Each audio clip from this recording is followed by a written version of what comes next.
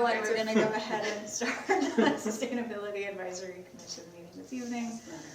Scott, will you call roll, please? Tomas Delgado, Stacy Gloss. Here. Jessica Limcool. Here. Andrew Stuck. Here. Lauren White. Here. Grace Wilkin. Okay, well, we have a quorum, so we will continue our meeting tonight. So this is not on Zoom at all, right? So like nobody is calling in, so there's no public input because there's nobody. Well, the public can still attend the meeting in person because it's in-person meeting. Okay. So the There's public no- can there's attend no- our meetings in person, but we don't have any meeting attendees here tonight other than our commissioners. Let's see here. So next on the agenda would be approval of minutes from previous meetings. Those would have been shared in your packet, Yeah. which I am No. looking for. Were those shared? We'll approve it next time. I had trouble opening the PDF myself, so there was I thought it was my computer issue. Oh, the one, The packet, yeah, the one In- the file. report, Yeah, yeah. the one file. I didn't know if it was. Scott sent me the Word file. Okay, so we'll skip that item and then we'll approve minutes for the last two meetings in the August meeting. Based on the agenda that we have tonight, are there any additions or changes? So we will not have Marcus Ritchie to present on the solar energy system zoning ordinance text amendment and resolution. So you may choose to remove that from the agenda. Okay, is there a motion to remove the new business item A from the agenda for tonight? So moved. Is there a second? Second. Great. All in favor of removing that agenda item, say aye. Aye. Okay, motion carries. That'll move forward. I'll discuss with Marcus having that presentation at our next scheduled SAC meeting. I think it would be still good for us to review what's going on with solar energy system zoning in Urbana. Are there any other changes for the evening tonight?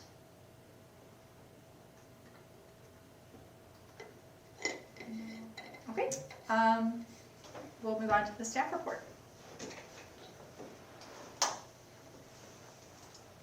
So, we had the good fortune of working with the probation officer here in Champaign County to get some community service or public service workers to do some cleanup at the closed landfill. We had recently done some vegetation removal, which really was a machine grinding up woody vegetation and leaving it. But we're trying to cultivate mowable conditions on the closed landfill, so we don't have roots, messing with the cap. And so we're continuing to work on that piece by piece.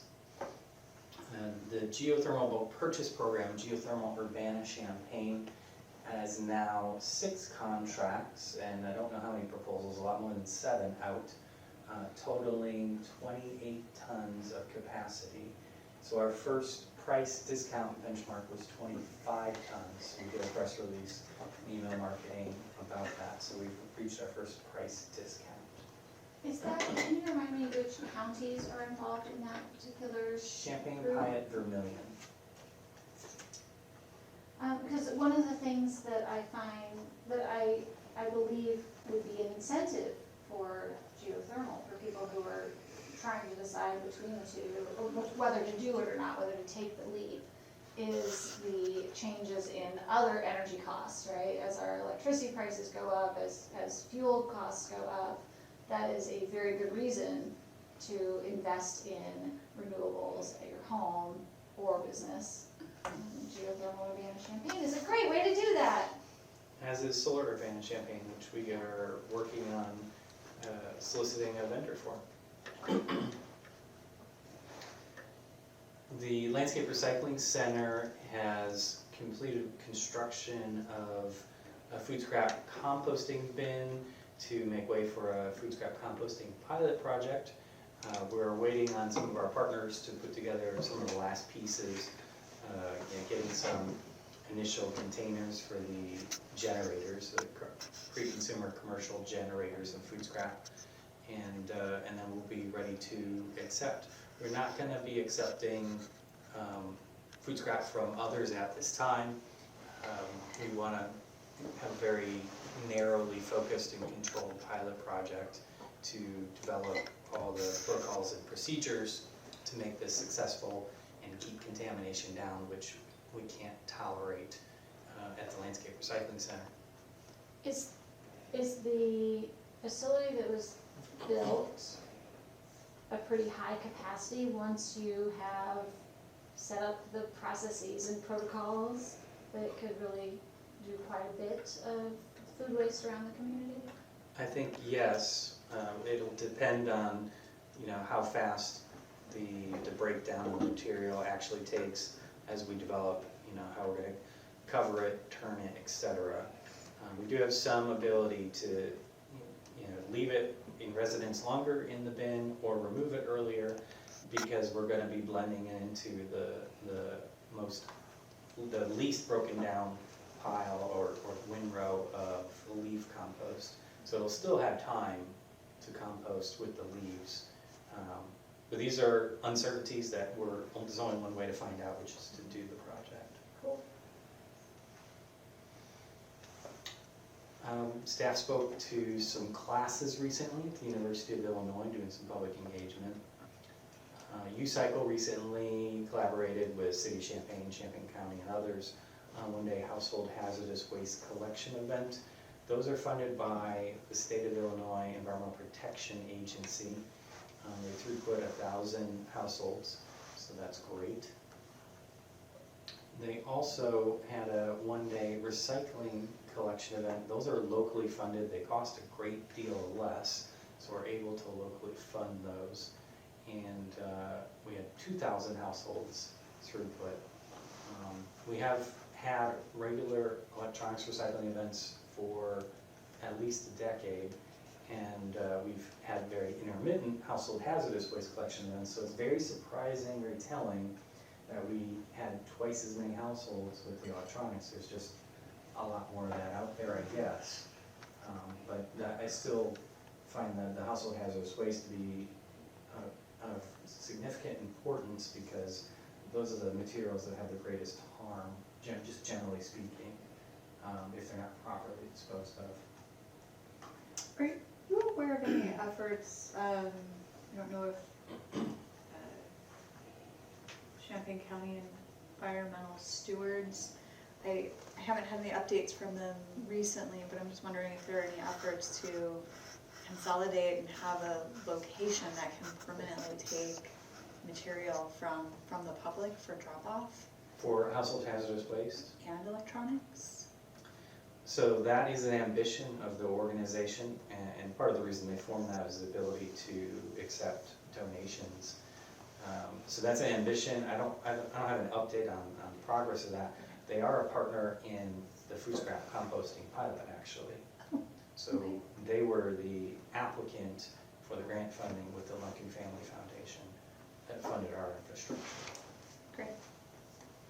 And I thought that the location, a permanent location for the Champaign, for the household hazardous waste, was something that has a proposal put together that was in collaboration also with the Regional Planning Commission. There was a little report, while ago. there was I think maybe 2 reports written by the county, grant funded, with support from the university for some period of time, which describes the type of, all the issues surrounding such a facility actually.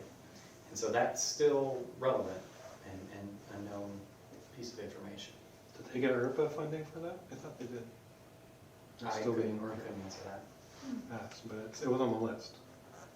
Okay. So we have accepted proposals, but I don't have any updates from our partner, Midwest Renewable Energy Association, for a vendor for a 7th round of solar Urbana-Champaign.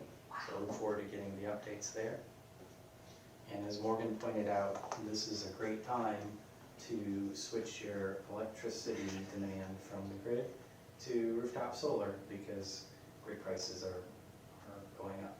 And now's a good time, if you were thinking about getting battery storage for existing renewables, now's a good time to get the batteries, like buy them now, before potential rolling blackouts from the Midwest because of various issues with capacity on the electrical grid. So if you are thinking about doing it, now's better, because they'll be sold out later. I'll mention that folks who are enrolled in Urbana or others municipal electric aggregations supply do continue to have a fixed electricity supply price through the end of that contract. For Urbana, that contract ends at the end of the calendar year. So it's really the hottest days of summer that are going to be problematic in terms of enough supply in the grid. But once we get through the summer, the markets may be changing and we'll be reevaluating what the prices look like. And then we have a note here about the text amendment from Marcus, but we'll leave that for another day when he's here. And our next meeting would be August 2nd. Okay, any questions or further discussion on the staff report?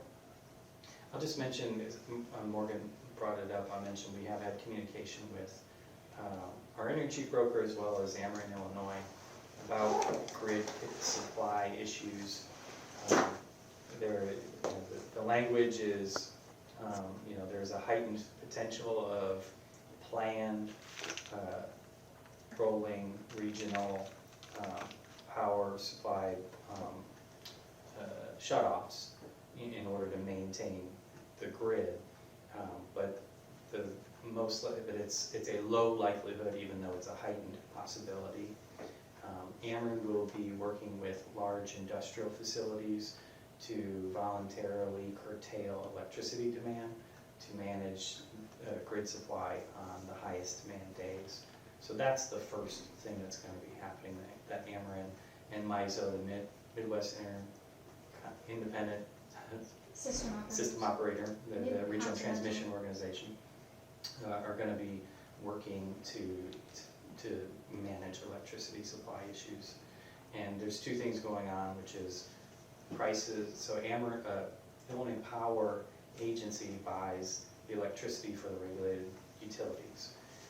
Those prices are very high. And then the capacity prices, which is a market where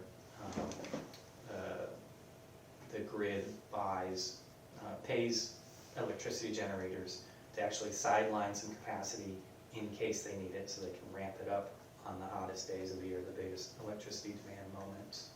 Those capacity prices are up high. Those are up high because there's a confluence of factors, global supply chain issues, COVID, war.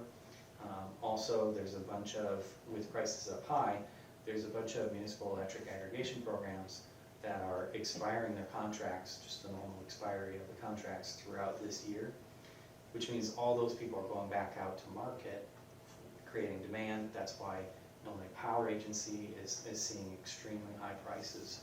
So, global supply chains have restricted a couple of issues. The previous administration's tariffs on solar panel imports, global supply disruptions with COVID and war have meant that not as many renewable projects that were booked have actually gotten built. So supply has gone offline with coal plant retirements, but the expected renewables that were all built or all booked have not been built. So there's a bunch of issues actually all conspiring to create this situation. Can I, for the public who would watch later, can you explain what sorts of days the peak days are, so that people like us who could turn off our air conditioning that day and turn off, make sure we're not plugged in for the laptop battery charges and stuff like that, that could do simple things at home. Yeah, I would expect it's going to be the hottest days of the summer when everyone's air conditioning is working the hardest to keep homes and commercial buildings cool. So on those days, people could go visit their neighbor but leave their own air conditioning off, or vice versa. There you go. So one of the things that we could do. Visit the library in the middle of the day. Go to the Spend a couple library. hours in the library. So if they were to buy batteries, you can buy the batteries as part of the solar. Yes, Install kit. we do get a price for battery storage with Solar and Champaign. And that would be part of the discount, the tax credit too, right? No purchase price. Don't know that off the top of my head. If you're Because I know telling me when- yes, then yes. Because I know when I did mine, getting the extra, replacing the panel was part of that price. The electrical panel in the basement, Okay, instead of doing it separately.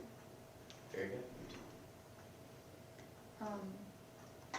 There are some local organizations who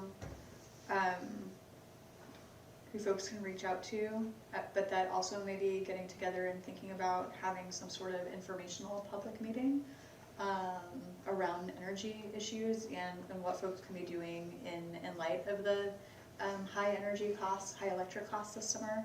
So organizations like the Prairie Rivers Network, they have some folks who are involved in that, the Citizens Utility Board, the local chapter of the Sierra Club, I believe are starting some conversations around having some sort of wider public meeting that could convene local leaders from the community to kind of understand the issues that are going on, but also what information then could be like passed out to residents or people who are part of their like constituencies or their membership. So I would say watch out for that, and maybe there will be some emails about that in the coming weeks. I think related to energy and energy efficiency in particular, not everybody is going to have the resources right now to contract with a solar company, for example, to come in and put solar on their roof. I don't know if the community solar programs are fully subscribed at this time, but that's certainly something that folks can be checking into. And then one thing that I've noticed is that on the Ameren website, so they have a lot of information. They also have a Trade Allies Partner Program, and part of the Trade Allies Partner Program is supposed to help residents who are in need of like energy efficiency services for their home find contractors who can come and do something like an energy audit, or do some air sealing and insulation work in the home, do a comprehensive kind of thing. One thing I've noticed is that the information, if you put in for Champaign, is that there's no Trade Ally partner that pops up within our like 50-mile radius in Champaign. And what I don't think that people know is that, well, there might be somebody in Bloomington, there might be somebody in Peoria, and they may be interested in expanding their customer base to Champaign. So I think two things. One is letting folks know who those contractors are that will do energy audits in the community. And the other part is sort of like, I mean, we all sort of love and know the solar UC model. We're doing it with geothermal. I'm kind of like, Can we do like energy efficiency? Put out some sort of, proposal scenario. We could think about that at a totally later time. It's not business for this meeting, but I'm wondering if we can do that for energy efficiency, to I don't know, do some awareness and education around more comprehensive energy efficiency for homes, not the piecemeal stuff that's just, okay, I think I need insulation in my attic, I call an insulation guy. Cool. So, all right. Next. The next is food compost project update, but I think I covered that. I'll take any questions you might have. When do you think you'll start collecting the food? Do you know? That's really dependent on when other partners can get containers ordered and get them deployed. They have to like put the food into the container, the dumpster for the food, and then bring that container or There'll the be food a itself. licensed hauler that will collect that and deliver it to LRC. Cool.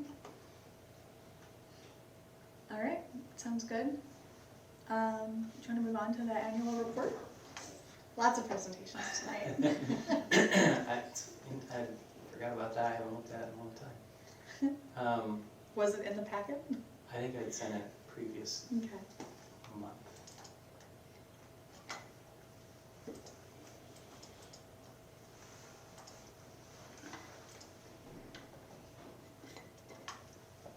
And is this the final version? This is a draft. If you all have any suggested edits, I will make those and then publish it. Yep. I'm gonna zoom out here a little bit. And you can, we can say, give you another week to look at it and send me an email. The cover photo is our about 80% completion solar array.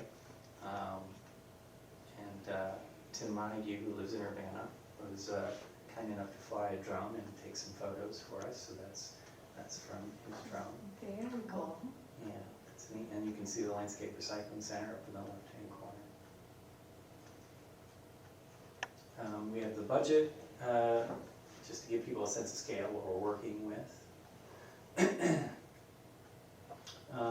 Pleased to announce, let me zoom back in here, that we have surpassed our 25% greenhouse gas reduction by 2020 goal. Wow, That's this gray this dotted is a line. thing we don't hear that often, you Yeah. know, meeting a goal on that. So that's a great achievement. Our next goal is this next dotted line, which is at 0. 100% And reduction. now get rid of all of it. In 18 years. Say again? 18 years. Yeah. Mm-hmm. This chart is going to look a lot different next year. We had a long-term contract where, for municipal electric aggregation, where we saw some quarters where our price was higher than the price to compare from Ameren's regulated supply, purchased by the Illinois Power Agency. And so our cumulative savings declined, went negative, but that's going to be coming back this calendar year, I suspect. MEA is not spelled out in that charter graph. I don't know that I would Yeah, notice that, that meant the municipal aggregation program. yep. I'm gonna make note of that.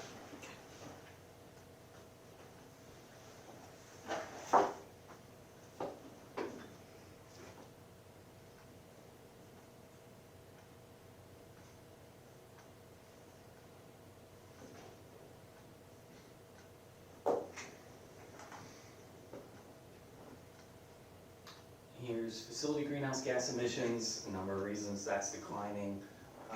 We have less staff in the buildings. We've made improvements to the buildings. We've swapped out light, fluorescent lighting for and high intensity, with this HID, high intensity discharge lighting for LED lighting. So Isn't there a building that we closed down? there's a building we closed down, the Civic Center. Yeah. I think that's a huge one, right? Because it Yeah. was, kind of had windows all the way around it. So, big open space in the middle. So that's a good trend.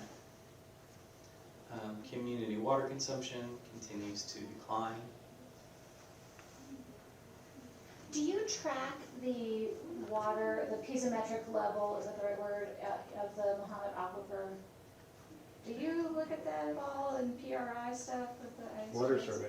The water survey does? What I can tell you is, from looking at that in years past, is when there's a dry year, agriculture turns on irrigation wells and the level drops. And then in a wet year, when they're not turning on those wells, it recovers, which is pretty amazing. Now, there is a general, from the time we discovered the Mohammed Aquifer, which is like 1950, there's a general decline in the elevation of water in the wells from adding users. But as you can see, we're getting more efficient, not quite every year, but nearly every year. And even though the level of the water, aquifer water in the well is declining, it's still above the top of the aquifer. Now, how can the water level be higher than the top of the aquifer? The water in the aquifer is pressurized. So when you put a straw in it, a well, water goes up the well and then levels off. So all we're doing is drawing down that pressurized level, which again is an amazing resource. That makes sense. Yeah, one well I've been looking at, it's actually the level on average is going up. Oh, yeah? Even though it does its annual, like around July, it drops Yeah. 10 feet. And then it comes right back up in September after they turn the irrigation off. Yeah. But the general trend in the line, it's actually going higher. It's a really astounding resource. So, I wonder, is that just because of more precipitation? could be, Like, yeah. So it's you know, confined some to places top. are drying out and some places are getting more water. Part of it is the geology is sort of keeping it confined. Mm-hmm. And then it has east to west flow into a confined space, so it's pressure. Mm. That's part of it. Did I get that That's right? interesting. That's great. That's a good news. A lot of good news in here. It's a good story. I had a question from a student on campus about, we have all this water, why do we need to conserve it when we're here? And I said, well, many of the people in this community come in and then leave, and then come in and leave, or other people come in. So we're really leading by example. So we conserve water, it saves some money to conserve water, but it also helps show that that's the good behavior for around the world. Even if we're not currently water poor, we still want that behavior to be what we show people. City facilities water consumption seems to have leveled out. That's good. It came down. For some of the same reasons that it's down, that electricity in city facilities is down. But we also made some improvements in our irrigation system, so that's kind of leveled out. I don't have a sense of like what 1,500,000 gallons is. Is it gallons or kilogallons? Gallons. Just an idea for sort of doing that, like maybe a short sentence on how many Olympic-sized swimming pools or something, Or what's the annual consumption per person? or per person. Yeah, sense of scale. Yeah. Okay. Waste diversion, a little leveled off the last couple of years, but still high compared to history. We're recycling a lot. I mean, it looks like we're recycling a lot, but we're landfilling more. My speculation is this is, everything being delivered by Amazon cardboard, but I don't know if that's true. And carry out, like everything, masks, there's just so much trash from COVID. But we're recycling it. That's good. Yeah. I mean, okay, we're recycling, but still in America, 7% of all plastic is recycled, so, but we are doing a good thing in Urbana, which is great. Good news. Yeah, the US, there's a side note, US average is 35% diversion, and we're at 52%. That's amazing. Wow, this makes me feel really proud to live in Urbana. And then you've got per capita. I don't know what to make of battery recycling. It's a bit erratic. Obviously, if people use rechargeable batteries, AA, they're not going to generate as much.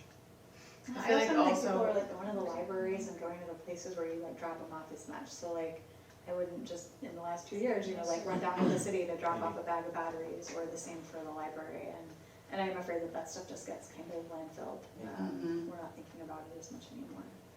And I was gonna say earlier, like the chemicals, I just feel like there's not awareness about that. People just like dump that stuff. People just throw it away and are not thinking about all that stuff under your sink is like super bad for every living thing. So, yeah, I just think the awareness is not there. Maybe the way it is about electronics recycling, I feel like there's been a lot of kind of some more awareness about how that's impacting people globally, like kids, going through landfills and cleaning up nasty electronic waste and stuff, but those chemicals, I just don't think people, I think people think, oh, they're in a bottle from a company in America, so they gotta be safe, and it's just not the way it is. So, No, we haven't had as many opportunities to talk about household hazardous waste because we haven't had as many events that were funded. And there's, it's difficult to have a conversation with someone. No, you can't throw that away. No, you can't give it to me. You just have to keep it in your garage for years until an event is funded. Right, That's difficult. Yeah. right. Which is why having a place for it would be really cool someday. I had heard that, anecdotally, at least one person I know drives up to Naperville, because they have family in Naperville and there's a center there, so like, that's a couple hours. I might, go to Bloomington, I might go to Danville, Naperville probably not. I guess if you're going home anyway, Right, yeah. I didn't, off the top of my head, my recollection from the studies that were done is it's something on the order, to build one here is something on the order of $100,000 in capital expenditures and $100,000 a year in ongoing operational expenditures. So that's the barrier that we need to find. And it's interesting because that is not a lot of money in the vast scheme. The 100,000 one time is, we can wrap our heads around that. But it's the The yearly. continual funding. $100,000 a year, now, it wouldn't be just Urbana, it would be several cooperating municipalities, but, right. someone's gotta sign, they all have to sign up for that forever.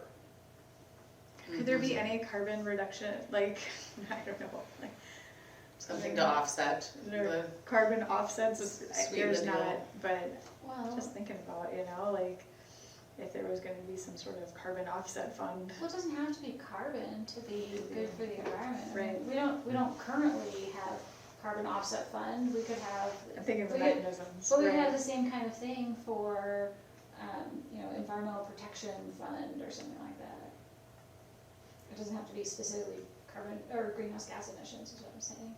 it feels like that's the big drive though, you know what I mean? I don't know all the laws and everything and what's all out there, but it just feels like the waste and pollution piece has kind of been slightly backburnered, so we can just focus on this whole greenhouse thing, but yeah, that waste piece is just still, it's Still just huge. like affecting water and, But I think that the Topsoil. health aspects, the reason, one of the most impactful arguments about addressing climate change is the health of children. Asthma and things like that are actually more from the pollution, the garbage, than from the smokestacks, the fossil fuels. But the fossil fuels have these poisons in them, right, that are causing birth defects in human babies, and people aren't connecting that. They're causing widespread asthma. We have more and more people who have asthma, and people don't see that direct connection because the coal plant is so far away that it's not like they see the smoke come out and go into the child, right? It's like drawing. So I don't know. I think it's all tied together. I'm 100% with you, but the connections aren't being made, like even the people that live around all the plastic facilities that are like, there's these high instances of cancer, but it's not directly proven. Same thing with like Johnson & Johnson and just all that stuff that recently happened with finally proving that their powders lead to cancer or whatever. You would have to study literally every separate product and then prove it, And then there's the companies have a lot of money in the game to keep that information from the public. So it's just, I don't know. I just worry that the awareness is just not there because people are like, oh, I'm saving my counters from germs. My children are safer this way, Yeah, they don't see the dot to the dot to the dot to the dot to the dot to the Like what's in that? death. Yeah. I guess Layers. that's not what you wanted to talk about. Yes, hazardous waste, I don't know. Tangent, sidebar. Our efforts to expand diversity in our urban forest, our street trees, continue slowly but still in the right direction. We've got genus and species. These are our most common genus and species, and those particular ones are trending downward as we have diversity, as is our total vacant tree sites.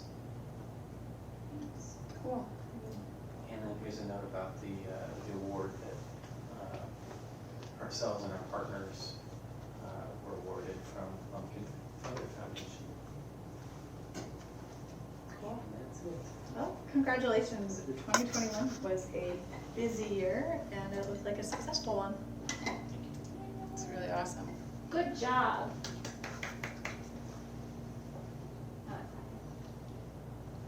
So I have a few notes from you all. Yeah. If you think of anything else in the next week, send me an email and I'll make some edits. I'll send it back out to you and then I'll publish it in a committee of the whole packet as an information line.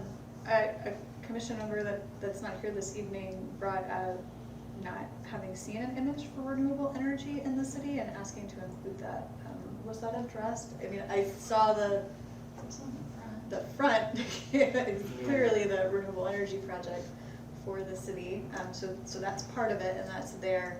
Is there a renewable energy graph for showing increasing renewable exposure for the city of Urbana? Don't keep one. I'm trying to remember what we committed to.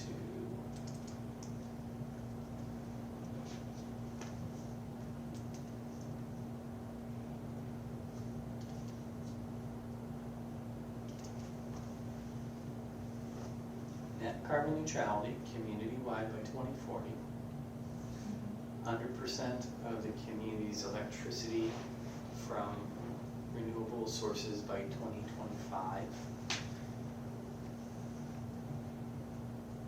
So Is isn't our municipal aggregation 100% renewables with It RECs? is, it is. And so we currently are close to 100% because not everyone is in the municipal The aggregate. residential portion is. Oh, that's just the residential.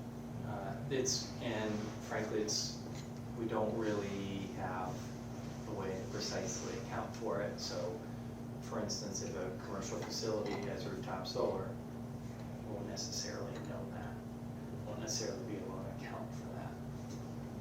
I think one thing that's interesting is that, so this focuses on community, and I don't remember in this document if community is defined. And I think that that's important just from this like aspect that the city can control and know what it's going to do. It wants to, the city buildings, city operations are within the control of the city for reaching net carbon neutrality and can strive towards that. Once we're starting to talk about residences within the community and commercial businesses within the community, other taxing districts like I guess the library is not separate, but like the schools are separate. How do we, that's like such a larger question of interest for how will the community, be defined and who's included in that and how do we really track that together? When this was discussed, community was construed as every electricity account in the city, residential, commercial, public, private. I had recommended that obviously there's this end goal that everyone has, which is net carbon neutrality for community-wide by someday 10 to 8 years, 2040. As folks were looking for an interim goal in addition to that would be shorter, 2040, I had suggested, as you did, Stacy, a minute ago, city facilities, 100% renewable electricity, because we not only do we control it, but we'll know yes or no if it happens. We can account for it. That's not what made it into this draft. This was written by some advocates in the community, and city council passed it. And we're also not a generator, which is interesting. We're not like an electric generator. Well, your house is a generator. You have solar, therefore you are a generator. By generating here, they just mean whoever generates it. Whoever does. Well, we control who generates it because we control what we buy, right? To some degree, we have electric choice. Well, it's interesting, if you look at the amount of solar generated at the landfill, even though the actual use of that is the purchase and consumption is being spread through the community solar program, the amount generated could qualify towards the generating Except it can't for two reasons. One, any account, so our facility is income qualified. Any income qualified account in Amerant territory can subscribe to the community solar array. Right, the use could be anywhere, Two, the generation the would be RECs are here. purchased by the state of Illinois. Right, generating facilities are not the users and therefore cannot claim the use of clean power. Only the people who pay for the RECs can claim that. Right, but they can claim that they generated it. And the fact that that says generating means that there's a loophole there. I think that was just a layperson's language. But I think I think you're right about the intent. Maybe we should put an additional level on this that says we want to produce and use, or maybe the real goal is to use 100% clean energy. you/own the claims. Yes, legally own the RECs. Or RINs, as the case may be. For instance, this facility is subscribed to the community solar array, but we don't claim it to be renewably powered because we're not paying for the RECs. The state of Illinois has bought the RECs. And the state of Renewable Illinois. energy credits, RECs. And the state of Illinois' RECs are then inside the other grid power. So like the U of I gets a portion of the energy from the grid. We make a portion and we buy a portion. And that portion that we get gets more and more green because of programs like the RECs that they bought, or that they bought from Urbana. It's a little hard to account for, but if we all keep rowing in the Sounds same complicated. direction, Yep. we'll get there. I do get what they meant though, like basically we need to make it so that it could be 100% green, like we're securing those accounts or whatever. For sure. And it's a mixture, it's on-site renewables, it's community solar, it's utility scale renewables, and it's REC purchases. That's the mix. I'd like to know how much of the Solar Urbana-Champaign program went towards commercial, or went towards non-residential facilities in Urbana. Almost all of solar UC and geo UC are residential. So are any in Urbana that are not, that you know? There are, but it's the vast majority, plurality is residential. The reason, I'm wondering if maybe SAC could work towards advocating for more of the commercial facilities in Urbana to, and I say in Urbana because of this goal, this is about our town, to participate in the solar Urbana-Champaign and the geothermal Urbana-Champaign.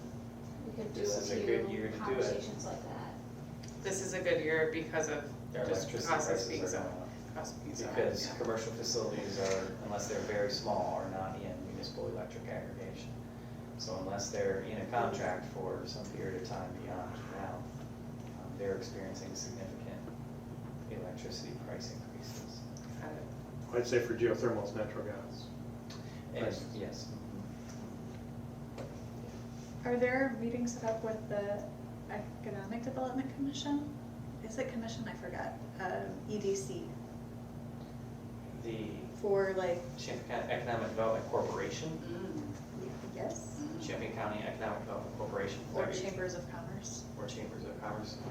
Are there meetings set up? Well, Yeah, there was for a, outreach for solar power hours. Geothermal power hours? we've invited them in the past. EDC has hosted solar power hours. We've invited the chamber in the past. We haven't collaborated though.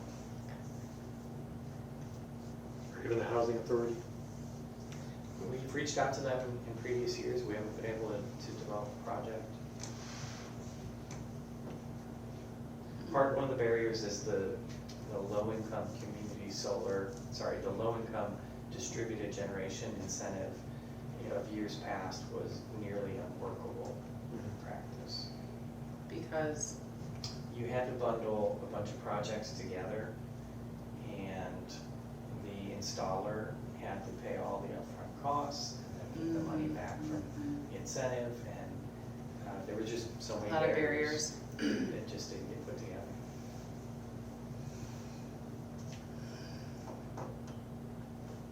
lots of opportunities and great conversation on this.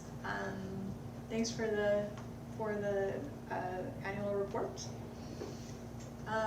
Move on, hybrid meeting discussion. So, coming out of the pandemic, we've all discovered that we all know how to work from home now, and that we're able to sort of effectively communicate and get business done with the public and ourselves and the people that we meet with fairly effectively over Zoom. Now that the pandemic has ended / not ended, Shifted to the endemic phase. we're moving back towards meeting in person again. I suppose there is a little bit of a larger discussion perhaps happening or going to happen kind of within the city council. This would be something that kind of applies to maybe all commissions within Urbana, not just for the SAC. So for the purposes of this meeting, just having an open discussion around whether or not a hybrid system would be favorable or useful, and any ideas around implementing that. Hybrid being, there would be the option of just either being in person or being online? Or we would choose like, oh, this meeting is in person or this next meeting's online? I think the former Mhm. is what's at issue. Or were we already having hybrid meetings? Just, you were always at the meeting and either Stacy and I. Yeah. Yeah, So- yeah, we're. You can judge what you think about the quality of that. I've had several hybrid meetings at my office in the last 3 months, and it has worked out just fine. Yeah. There's some practices that are useful. So you have whoever's presenting has their laptop and can sort of control the computer easily through that, so that people can see it through the share screen. But I guess the Urbana television folks could help us get that set up correctly. But then you also have someone who's assigned to watch for hands raised and chat comments. I guess, I don't know if we have chats in these meetings, but in my office we do. What, And, sorry. and we have different people who are in person on different days, because someone maybe is out of town, but they can still call in, and it's Zoom in or whatever the technology is. Mhm. So I'm very supportive of those, because I think that they're useful. But I also think that if you always have someone who's only remote and doesn't have a camera, that it becomes really hard to get them engaged. So it's more of like a, not consistently hybrid. Like, person is not consistently gone, but has the ability. I think what's really at issue is managing public participation in a hybrid format. Public is coming and going. They have to be given permissions to talk, cut off permissions to talk, timed, everything else. And it's quite a bit different than in person. So when we were pre-pandemic, sometimes a commission member would call in, and they were like speaking through the ceiling. And that would be for like I forget what the rules were around that. Definitely it was If you're traveling for illness, work, essentially, traveling yeah. for work. Right, was it illness? Yeah, probably. There was a Yeah. couple of causes. Yeah. But that person has, But that person couldn't vote, right? I don't remember the Yeah, details, there's some- but it's not the same as managing a member of the public participating remotely. You know, they can, participate in all the parliamentary procedures. Public participation does not participate in all the parliamentary procedures. They get 5 minutes. I feel like it's hard for me to compare, because this is only our second in-person meeting that I've had. But in general, an in-person meeting feels more productive, but at the same time, if we're thinking about our goal of accessibility, having both options makes everything more accessible. People can come in person and make a comment. Maybe we could have jobs where like one person just monitors to make sure that we're not forgetting that person, like you were just saying, like keep forgetting the online people. It does just feel like more people will have access that way. It's just another avenue in. But again, knowing layers of the online and in person. Isn't the public comment usually, and I say that not for our group, because we had added extra public comment periods, but if we kept it all at the front, then it'd be one component of managing that access, which I don't know what was involved in doing that, I haven't lived on that side. Is the city thinking they get more participation if they have hybrid? I don't know if this has been discussed at city council or not, so we'll have to look at that. I mean, also elephant in the room, we haven't had a ton of participation, you know, so like, we're pretty down for whatever, you know. And maybe we could rethink, do we want comment in the beginning, comment in the end, comment in 2 spots, so that there, again, is more accessibility? As we had it after each of the bolded lines for a while, so that if there was an event, then we could pause and get comment based on that presentation or what have you. That could be a lot, but also nice, because then they're like commenting at Kind the of get some more relevant time. comments, yeah. Yeah, I think, there's, everyone's bringing up 2 things, accessibility and then the burden of providing that accessibility. So I think it's a question of weighing the weight of the burden of providing that accessibility against what the actual expected, presumed additional increment of accessibility that's actually going to be achieved. I mean, just because someone prefers to not show up in person and it's convenient to call in is not really accessibility, that's convenience. So you start thinking about what the difference between what's convenient and what's truly someone can really not participate and they should be able to participate. Those are different. But I think there's a difference, like the phrase accessibility in my mind ties to persons with disabilities. Like we need it to be accessible to someone who is less able to physically attend. Okay, the building is accessible, Yeah. ADA accessible. I totally get that. But I think yeah. there's a level of the stay-at-home parent who has to be home because their kid has to go to sleep around 7, and they want to participate but they can't, but they're just sitting at home watching TV because they have to be there because their kid's asleep. So that's a different type of accessibility. That's less about convenience, it's more about access, I think right? you can take the examples that you've suggested and probably think of more theoretical examples. I think we just need to project into the future what the actual additional increment of accessibility might actually be realized. And I don't mean to be argumentative, but I do believe that if we can, as a city, allow for this update where we like move into the electronic age of access, right, with the hybrid meetings. If we do that, which I'm getting more strongly for it as we talk about it, which I was already for it, then as other technologies advance, as we potentially get like my teenager, she's gonna wanna be active in the world, but she's not gonna wanna attend. She's gonna wanna do it on like her phone or some Zoom internet, Real Player One stuff or something.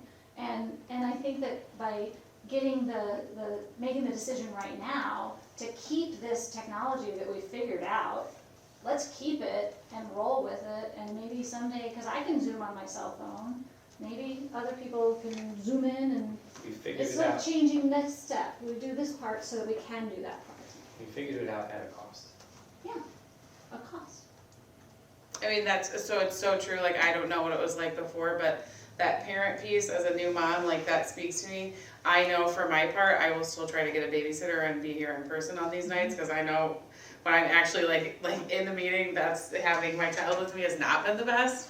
But then I also think like for someone that's in the community to actually, I'm not gonna get a babysitter to just come to the SAC meeting, because ain't nobody got time for that, really, to be honest. It's so sad, but so true. It's just like layers of, oh, well, I would love to, but I'm not missing bedtime tonight for that, and then paying somebody $40 to come babysit for 2 hours, or, Yeah.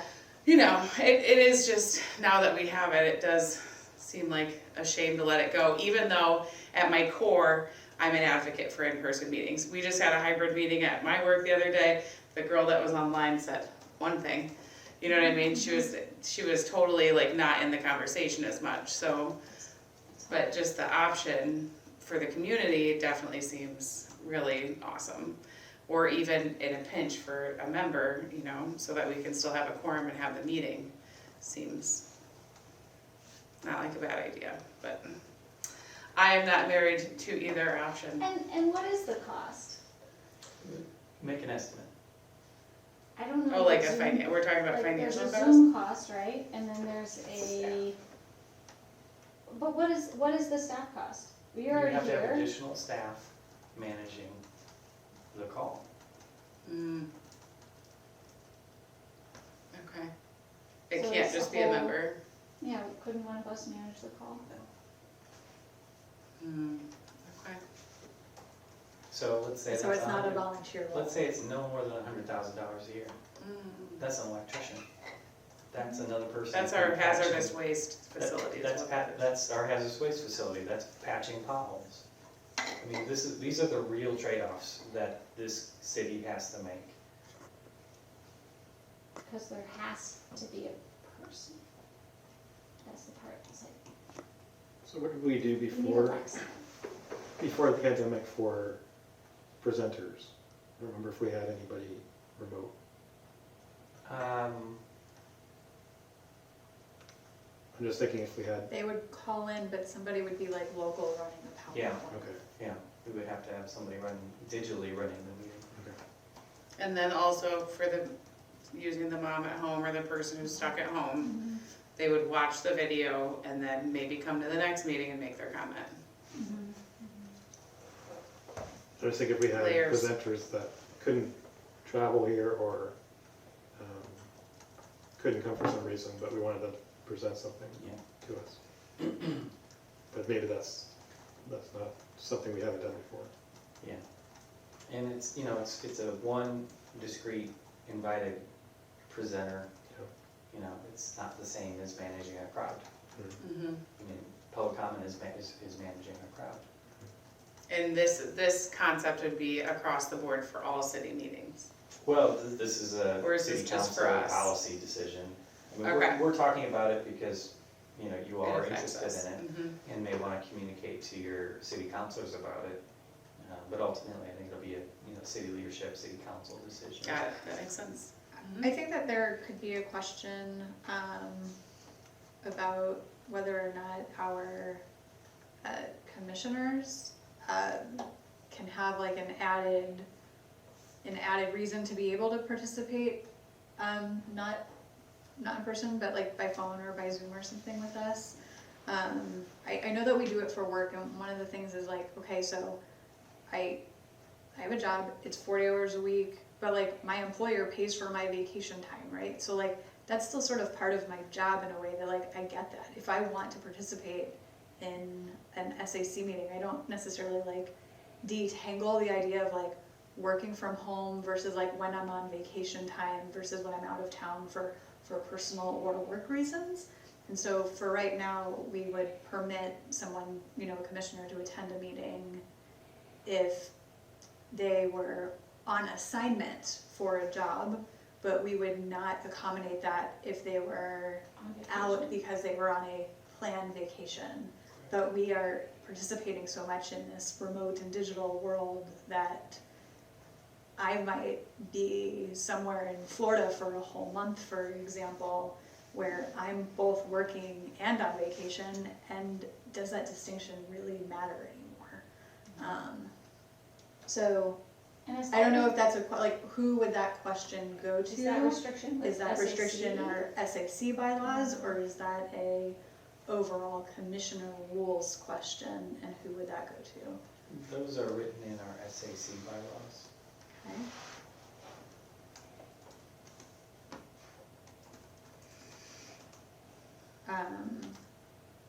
I don't wanna do this right now, but is it possible for us to change our bylaws to allow for a remote participation of a commissioner member who happens to not be in town for whatever reason it is. I think as long as it doesn't violate transgress a city ordinance.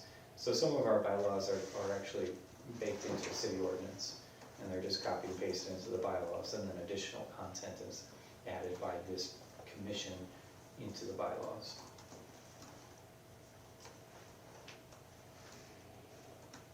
Okay. I'll do some research on that. That would be an interesting agenda item that could come to a vote next time we meet with quorum and have included it originally on the agenda.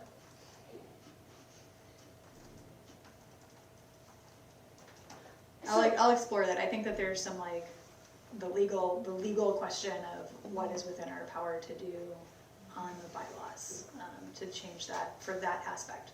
Recognizing that the whole hybrid meetings, public participation is a different kind of, a different aspect. Mhm. Okay. I think there's an important question when you suggest, maybe it's $100,000, maybe. What percentage is that of what the city currently spends on promoting public input?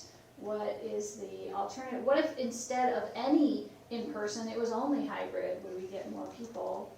And would we cut costs if we did that? I just think there's a lot of, when you start getting into what's it cost, you have to look at the different scenarios and not just compare yes or no, but compare A to B to C. That's part of my thought too.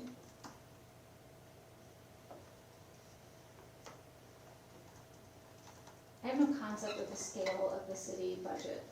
Do you know the city budget? 50 million, Okay. something on that order. Might be less than that now, might be 40. I know that 5 years ago, the U of I Urbana-Champaign budget, including the research grants that came in, was $2 billion per year. So the numbers, it's hard to get the scale.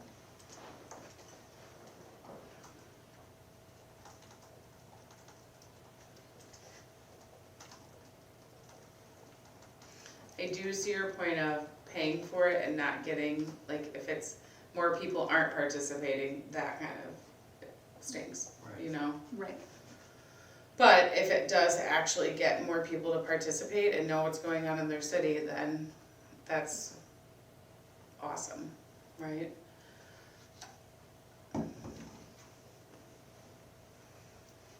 A lot of layers. Who would have thought the hybrid meeting discussion would be so riveting?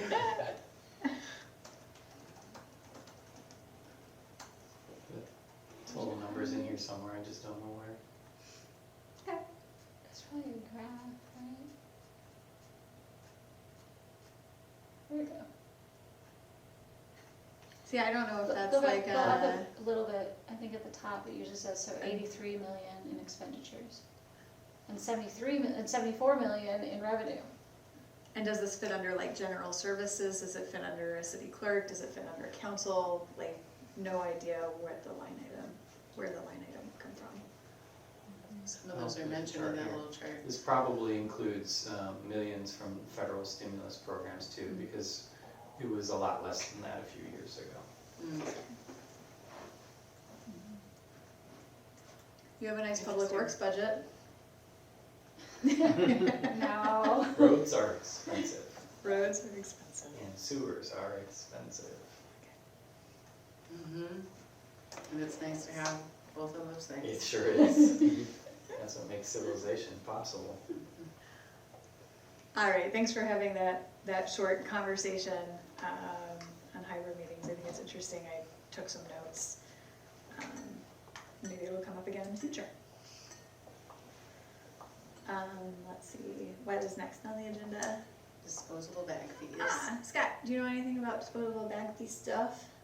We've talked about that in the past, I think. I don't have anything new to add. There's a number of cities that have done bans and fees and taxes, and I think it's somewhat of a known quantity. So it's just there was a law that was possibly going to impact whether and what we could do. Did you Yeah, follow I that? do, I can update you on that. Several years ago, there was a bill introduced into the Illinois General Assembly, which would have a statewide plastic bag fee, remit those fees substantially, in substantial part, to the local county to be spent in accordance with the county's waste management plan. So whatever you put in the plan, you can spend the money that way, which, you know, for us, we would definitely spend that on household hazardous waste and electronic waste collection. The bill would have also preempted any local bans or taxes or fees, so it'd just be one statewide system. The bill did not pass, and I'm told that it is not, there are no plans for it to be reintroduced, so, This is at the state level? at state level. That's the state level. I think that there's maybe a little bit more that can be explored in a future meeting about bag fee. I think it was interesting just doing a little bit of background research as we're right here. Back in 2012, there was more action on this in the like 2010s and the early 2010s. I'm not 100% sure whatever, you know, kind of happened as a result of those conversations. So for example, Champaign City Council voted in favor of a fee or ban on single-use plastics, 2011 to 2013. So, you know, reaching out. I think they voted in favor of investigating it, and then they ended up not voting to do it. Yeah, it's before moving here, and so it's not a institutional knowledge that I have about our community, but there's some media about it, and there's probably some other places in Illinois that have done bag fees, so it might be interesting. Like just to- Chicago, right? Chicago They and did there's a the- couple, yeah. You have to pay for a bag and it's like a thicker plastic bag. Usually. Edwardsville, Illinois is one of them as well. It's on their website that started July 12th of 2021. Sweet. I feel like right now it would be really hard to get people on board with that because of like the carry out thing, even Their cost. the companies or, you know, businesses that are spending so much money, but anything that moves us away from single use everything as soon as possible is probably worth it, you know, where it's so bad. It's just really a lot of single use, like so much. Got tacos for dinner, met my husband at the park tonight, 2 bags wasted, carry out containers, a lot of plastic, foil, just a lot of waste. Would have been really happy with the tacos in a brown paper sack, just a nice little small one, you know? Hand it to me wrapped in paper and we're done. I'm good. I mean, I know paper also has a cost too, but I mean, the whole like plant plastic, It's renewable and biodegradable. yeah. Yeah, and all those corn stalks that were not, just sitting out there, you know? A lot of acreage of corn stalks. So, also as working in a school, the amount of just waste every day, every kid gets 2 times with breakfast and lunch, plastic wrapped, straw, spork, napkin, twice a day, oftentimes throwing the whole thing away, Without even opening it. oftentimes throwing the whole lunch away. But at least we have cardboard, you know, lunch plates nowadays. Just kind of makes you miss those days of the old Melmac plates, you know? So is there an option just for the kids to say whether or not they want the silverware, or is it just? They take just it? grab, I mean, they're just used to just going through the assembly line. We started doing a thing at the end of the year of, if you're gonna throw this packaged food away, because then also the food is all, like, broccoli is in a Dixie cup with a plastic lid and a plastic strip around it, you know. That's a lot of COVID stuff, but anyway, if it's like a wrapped thing that's not, you know, that's not gonna spoil, we'll take it back. They can choose to turn it back in. Cool. Just a lot of waste, so. And then masks and all the other stuff. All that There's carry out. single-use mask recycling, costs money, but it's it's being done on campus. Cool, that's cool. See a lot of them laying outside on the ground, not floating through my yard. So anyway, plastic bags. I agree that it's not a great time to try to push the issue of a plastic bag fee, a disposable bag fee, because of the economic situation that our world is dealing with, that you just mentioned. But at the same time, it does bring an awareness. Like, I'll go to the grocery store and I'll say, please just as few bags as possible. So then they put a ton of stuff in one bag and then try to double bag. I'm like, no, I'm good. I know, one's enough. You know? And I'm like, dang, why didn't I bring my bags? But, you know, obviously that happens. And if I have to pay 10 cents and it's used to pay for hazardous waste, all right, you know? Should have remembered my bag. So I had, for a little while, I made myself buy a new reusable bag if I forgot to bring my reusable bag. Mm. Because they were 50 cents or $1 at the time I was doing it, and that helped me because it was like I was forcing myself to do it, and then it was a bag, and you know, at least I could pass it along if I didn't need it myself. And, but I'm wondering, maybe there's an effort of providing, like we could get the various kids groups, the summer clubs, the after-school programs to do the make shopping bags out of old T-shirts that people do, and stuff like that, where you're, you know, make your own reusable bag, and you get that experience of you made it yourself, or you give it to your family member who then feels a responsibility to not just get rid of it because you made it, right? And so maybe we could do stuff like that. I wish there was some way to do something like that without it just being a further drain on people that already are trying to take a shoestring budget and just survive, you know, because then I just think of a lot of people who need the extra plastic bags or like walking to the bus or, you know, needing that double bag, or who has time to remember my reusable bags when I'm going to work all day and then, you know, going to Schnucks after work when I'm riding the bus, you know, it's just Or so much. Doesn't Common Ground have bags sort of hanging on a rack by the door? They do. So, Boxes. And boxes. and boxes. And you can pay for a bag too if you want a bag. Mhm. But they have them, they, like a paper bag? Yeah, you just So- say like, oh, I didn't bring my bag today, and they'll charge you a small fee.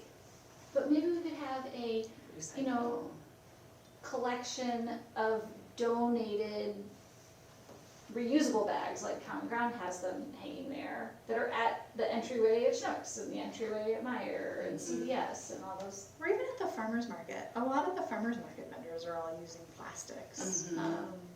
which maybe is a really small way to kind of, you know, address the issue like in a very small way. But I was at the farmer's market the other day and I was buying plants, and the plants come in plastic and then in a plastic bag, right? And I was like, okay, It's true. I really should have just brought a box with me, and I was dumb for not doing that.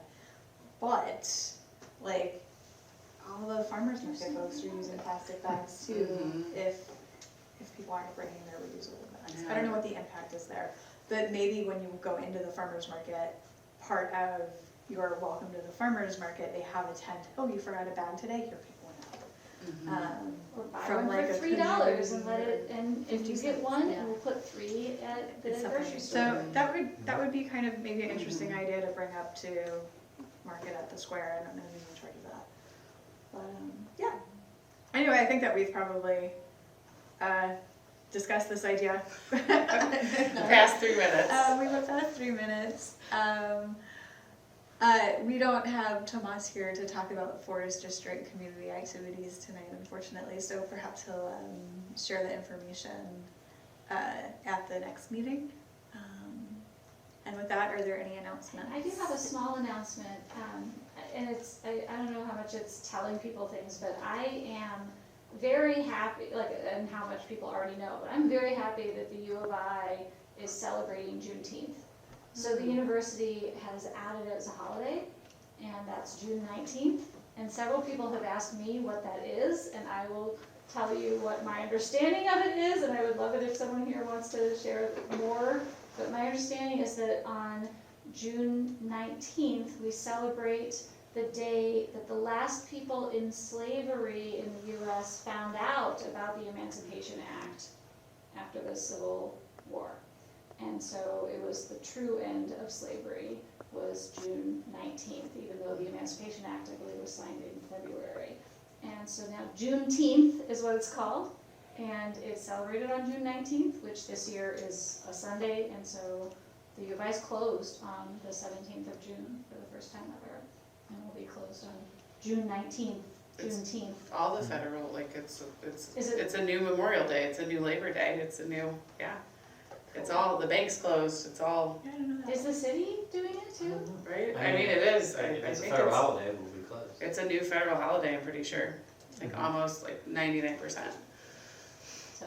But I'm second guessing it if That was we're good to not all know. feeling so. Well, But yeah, it's awesome. Yeah, it's a really important, I feel also excited that that has been added to the federal holidays. Because, you know, Lincoln's birthday, yay, but it's Mhm. not quite the same Mhm. impact. That's all. Thank you for sharing that. I did not know that. Didn't know you were gonna work on that day. You didn't? You don't Someone have to. someone was asking whether it was Monday or Friday. It's the So 17th. Observed on Monday, I think right? it's observed on Monday federally, but the university is doing Friday No, good for them. for whatever reason. Everybody likes a Friday off, you know? Yeah. Are there another announcements, anything from anyone? I hope everyone has an amazing summer. Absolutely. Just hoping for peace on our planet, that's all. It's good prayer. With no further business, this meeting is adjourned.